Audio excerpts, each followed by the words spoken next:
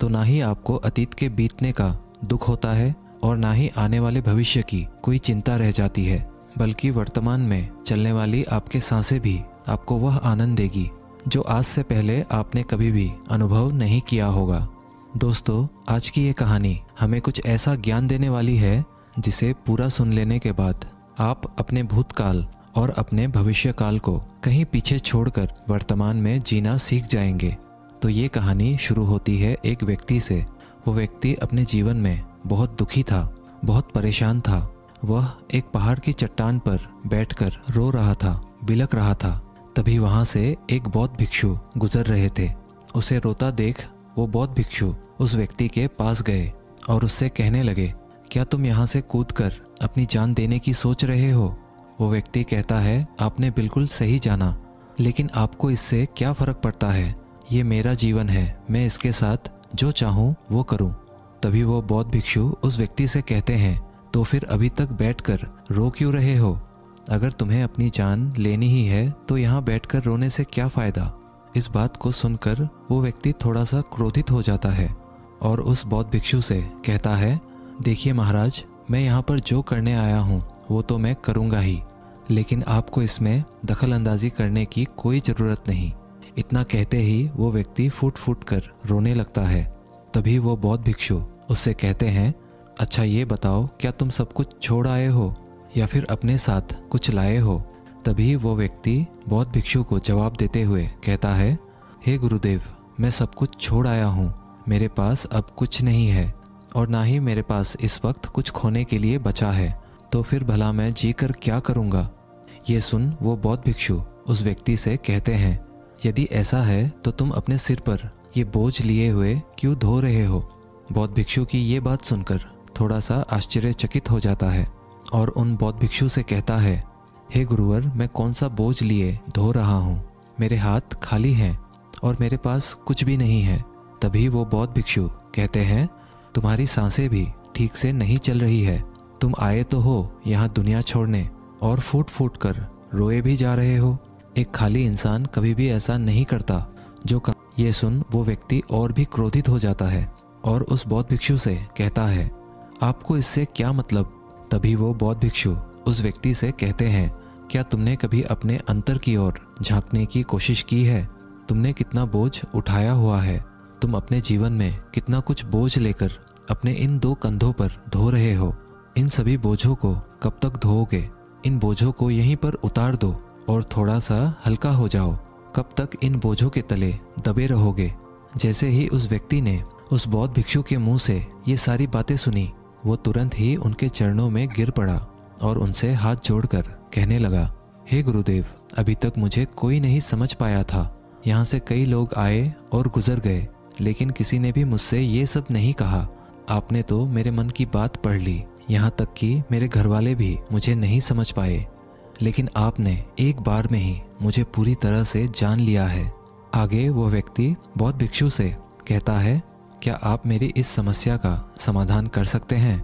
बौद्ध भिक्षु कहते हैं, कहाँ है समस्या? वो व्यक्ति कहता है, मेरे घर पर है, आप मेरे साथ चलिए। वो बौद्ध भिक्षु उस व्यक्ति से कहते हैं, नहीं, समस्या तुम्हारे घर पर नहीं है। वो व्यक्ति कहता है, नहीं नहीं गुरुदेव, समस्या मेरे घर पर ही है, आप एक बार मेरे साथ चलकर तो देखिए। वो बौद्ध भिक्षु उस व्यक्ति को समझाते हुए कहते हैं, समस्या तुम्हारे घर पर नहीं, तुम्हारे भीतर है। क्या तुमने कभी अपने भीतर झांकने की कोशिश की है? सारी समस्याएं तुम्हारे भीतर है। जब तक तुम उसका समाधान नहीं करोगे तो तुम्हें हर जगह हर समय समस्या ही दिखेगी।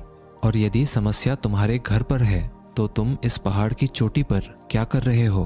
तुम तो कह रहे थे कि तुमने पीछे सब कुछ छोड़ दिया है, अपना घर, अपने परिवार, अपने सगे संबंधी, और यदि तुमने ये सारी चीज़ें छोड़ ही दी हैं तो तुम्हारी समस्या भी वहीं पर छूट गई है। फिर तुम भला इतने परेशान क्यों हो? उस बौद्ध भिक्षु के मुंह से ये सारी बातें सुनकर वो व्यक्ति कहता है, हे गुरुवर, आप सही कहते हैं, मैं आपकी बातों को समझ पा रहा हूँ। कमी तो मेरे ही अंदर है, मैं किसी काम का नहीं हूँ।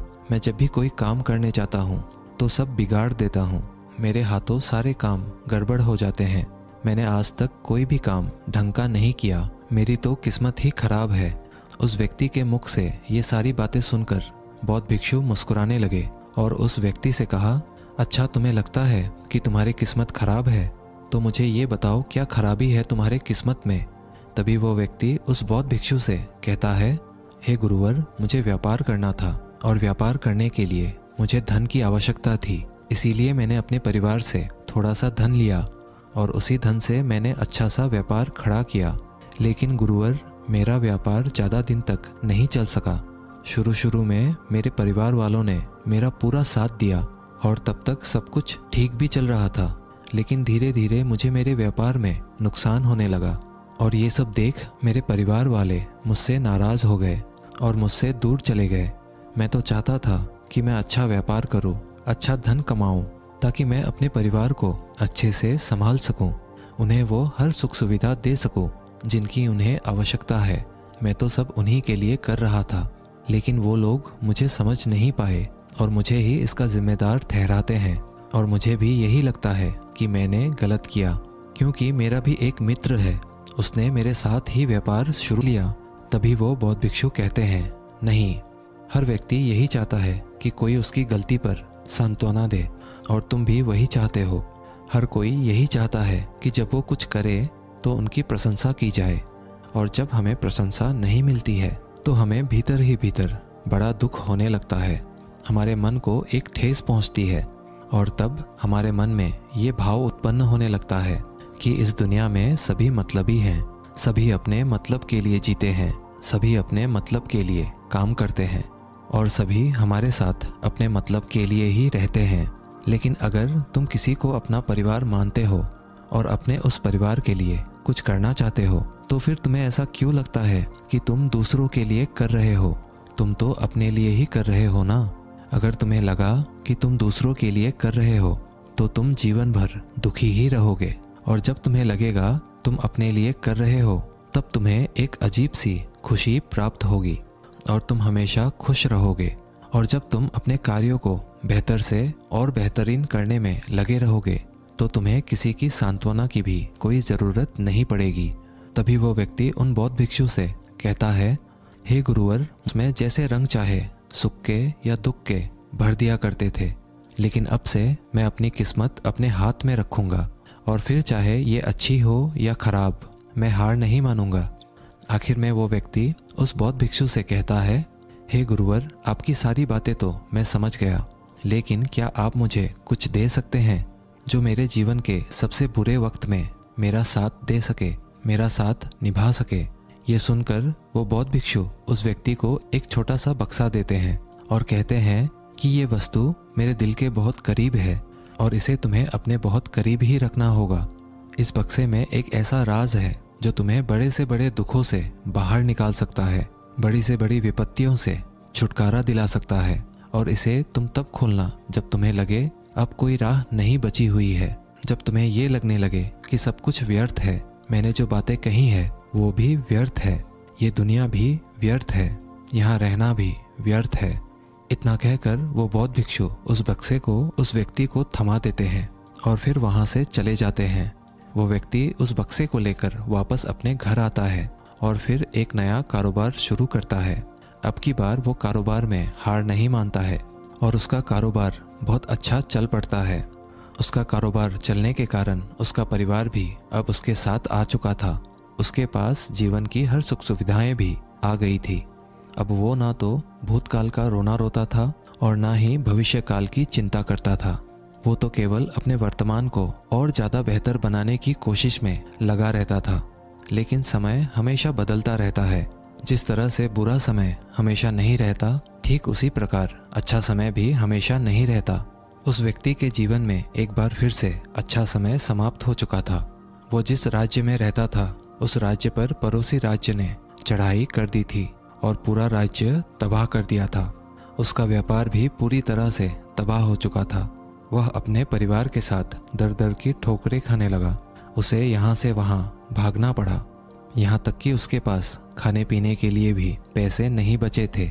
उसके बच्चे भी अब बीमार पड़ चुके थे, उनके इलाज के लिए भी उसके पास पैसे नहीं थे। तब उसे एहसास होने लगा ये सब व्यर्थ है, उसका ये जीवन जीना भी व्यर्थ है, ये पूरा संसार व्यर्थ है। और जो कुछ भी बातें उस बौद्ध भिक्षु ने कही थी वो सारी बातें भी व्यर्थ हैं।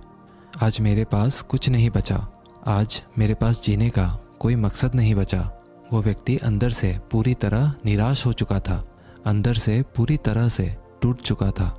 वो व्यक्ति ये सब सोच ही रहा था, तभी उसकी नज़र उस बक्से पर पड़ी जो उसे उस बौद्ध भिक्षु ने दिया था।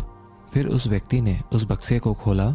उस बक्से में एक पर्ची थी जिसमें यह लिखा था कि आपकी नई जिंदगी की शुरुआत कहीं से भी हो सकती है। आपके पास सोने का सिक्का हो ना हो, लेकिन आपके पास वो हिम्मत तो है, तो कुछ ना कुछ आप अवश्य ही कर लेंगे।